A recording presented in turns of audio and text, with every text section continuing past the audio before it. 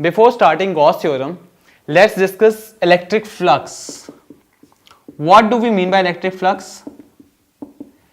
In simple terms, in very simple terms, suppose this is a plane held perpendicular on this board.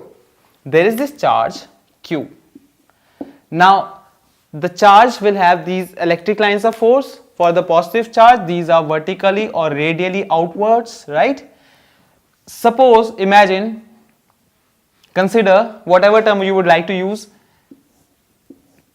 These three electric lines of force are currently passing through this plane. That means flux through the plane is 3. If 5 lines are passing, that means flux is equal to 5. What have I done here? Electric flux in simple term is number of what? Total number of electric lines of force passing per unit surface or passing through an area. So what would be the mathematical expression for it? How do we denote electric flux?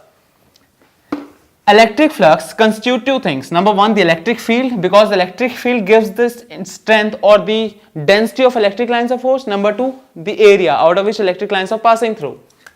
So by combination, electric flux is electric field into area.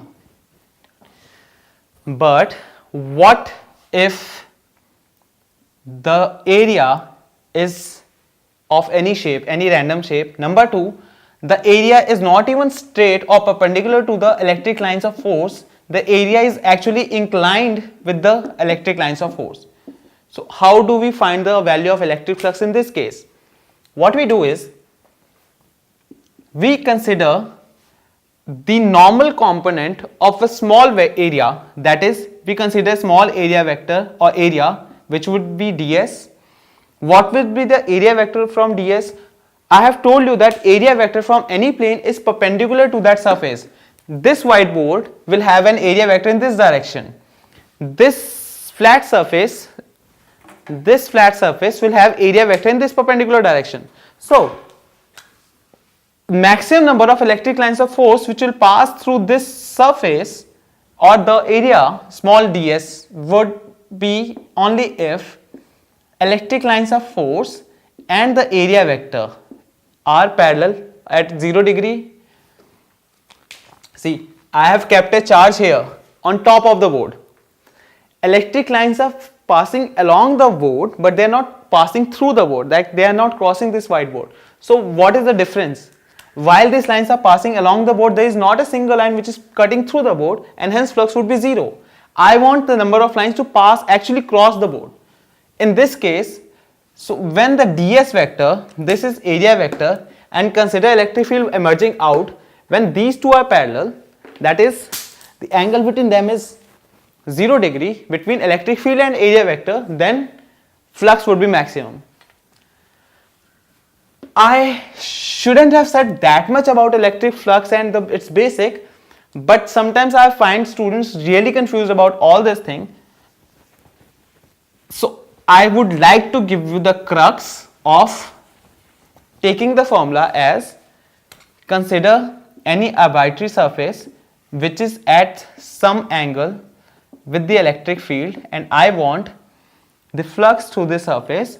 The method is, take a small area, take its area vector and take its normal component, which is normal component from the point of view that area vector should be parallel to electric field. So that will give you the, not normal, the surface component, cos theta. Phi would be integration of E ds cos of theta. This is small area vector, small area into a differential part of area, electric field, and cos theta. The whole integration gives you the total value of electric flux.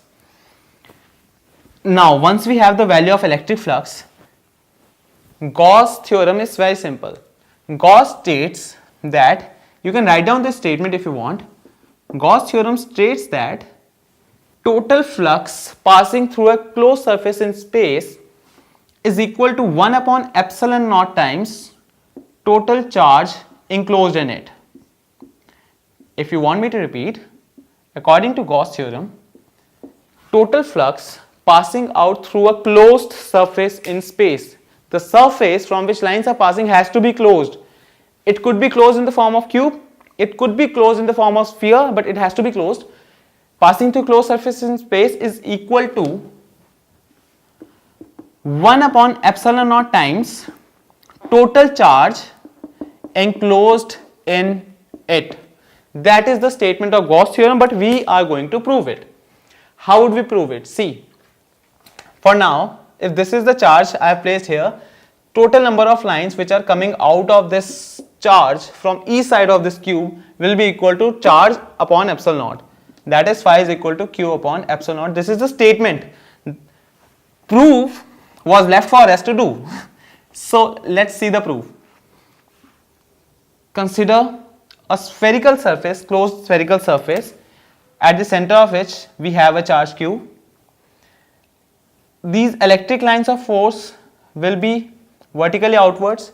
We have considered a small area patch, a differential form of area on its surface, from which the electric line of force is in this direction and area vector will also be radially outwards. So the angle between ds and E would be 0 degree here. See the proof. We'll start with the statement. We'll start with the flux. Flux, if I am visible in the board, flux is equal to E dot ds. This gives me E ds cos of theta. What would be theta here? E ds cos of 0 degree, because both ds and E are in same direction. I am left with E ds. I have taken E out because electric field is constant at a constant distance from the charge. So E is a constant. Integration ds. What would be the integration of ds? This integration will give me the whole surface area. If ds is a small surface, for mathematical point of view, if I have a length L and I have a differential part dl, once I'll integrate this differential part, I'll get the complete length. If I have some area and I have a differential format of area which is dA, and if I integrate it, I'll get the whole area which is A. Similarly, I have a small area ds. If I'll integrate, I'll get the whole surface area of this sphere, which is, what is the surface area of sphere? 4 pi r square. So I'm writing this thing from here. E integration ds, E into the integration of ds was the complete area, which is 4 pi r square. What is electric field due to a charge at a distance r? Electric field is 1 upon 4 pi epsilon naught q upon r square into this term 4 pi r square. 4 pi got cancelled out, r square got cancelled out, you are left with q upon epsilon naught, which is equal to phi, which proves our Gauss theorem. Now let us apply this Gauss theorem in a very simple example. I have given you a charge q, take it any value or just consider it q. No, I'll give you the value. Let us say it is 10 coulombs. Place the charge of 10 coulomb inside a cube. On this side there is a cube, this side there is a sphere.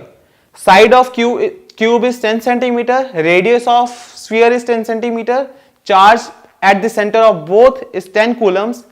Tell me from which solid object number of lines emerging out, that is equal to flux, will be more. You want me to repeat, or would you like to stop the video, go back and play it again? I can make the diagram actually. See, here I have a cube. The side is 10 centimeter and at the center I have a charge of 10 coulomb, flux 1, and here I have a sphere of radius 10 centimeter. At the center I have same charge of 10 coulomb and flux 2. The question was, I was asking, or the question was, phi 1 is greater than phi 2 or not? Which one is greater? Number of lines emerging out of cube is large, is more, or from the sphere? The answer is the flux would be equal for both. That means phi 1 will be equal to phi 2. Why? Why phi 1 will be equal to phi 2? Because Gauss sir just told us that total flux which will pass out from a closed surface in space is always equal to 1 upon epsilon naught times total charge enclosed inside it. That means phi 1 is equal to charge which is 10 coulomb upon epsilon naught, and here also charge upon epsilon naught. Charge is 10 coulombs both sides, epsilon naught is constant, so that makes phi 1 and phi 2 to be equal. Okay, let me change the question for you. This was simple. Let's do a little tricky one. What would be the flux through this cube? We all know that we don't need the value because it can be solved by just two terms, q and epsilon naught. So I am making a good diagram of cube right now and you will be solving it. What would be the flux from one side of the cube? Yes, one side only. This is my cube and there is this charge which is q. I want you to tell me or give me the value of flux through any one side of the cube. This cube has 6 sides. The total flux was q upon epsilon naught. This is what total number of lines which are emerging out of the cube. So from one side it will be 1 upon 6 q by epsilon naught. But if I change this q, I have taken out this q. Now I am placing my charge at one of the side. Consider this room, in whatever room you are sitting right now, consider the charge to be placed at the center of one of the wall. So in this case, I am taking the back side wall of this cube and I have placed, or this side wall, I have placed my charge here. Let me repeat that this charge is now on one of the side of this cube. Okay, I don't have anything cuboidal in near about me. This was a cuboid. Charge was at the center. I have placed it at one side. Now my charge is here where I have marked it. Okay, this is my charge. So tell me what will be the flux through the cube, through the whole cube.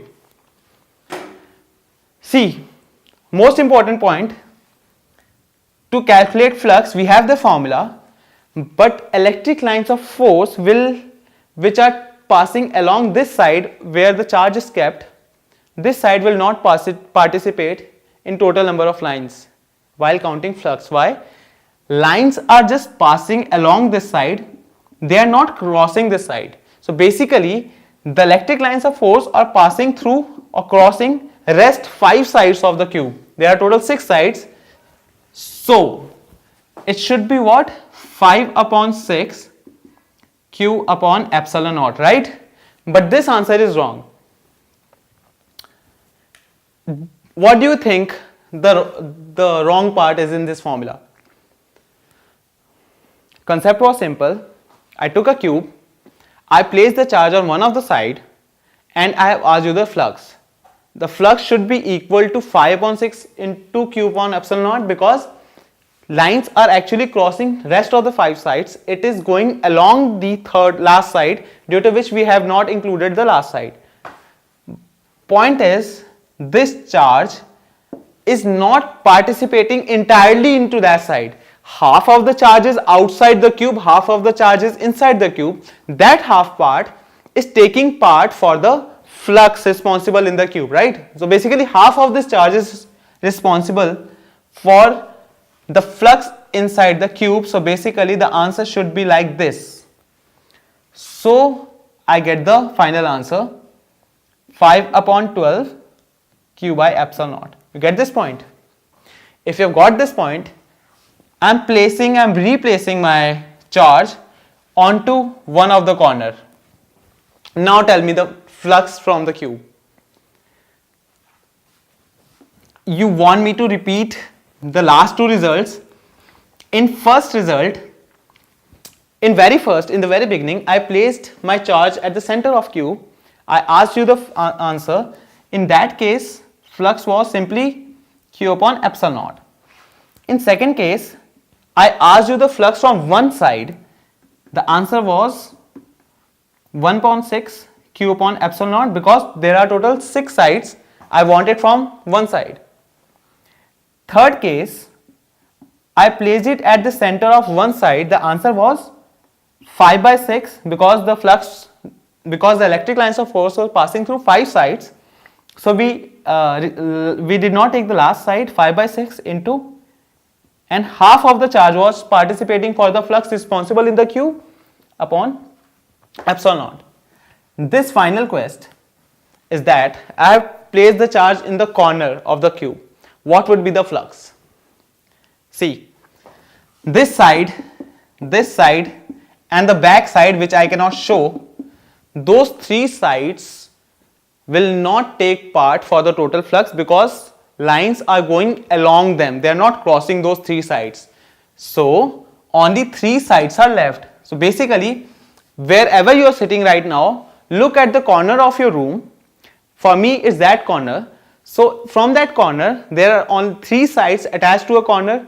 All those 3 sides, electric lines of force are just passing along them. They are not crossing it. So those 3 sides are not to be taken for flux calculation.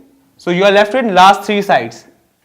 3/6 Q upon epsilon naught is not the right answer. How much charge is participating when it is placed at the corner? You have done it in chemistry, solid chemistry. 1/8. So the answer should be 3/6 Q/8 epsilon naught. So this was the idea of electric flux and Gauss theorem.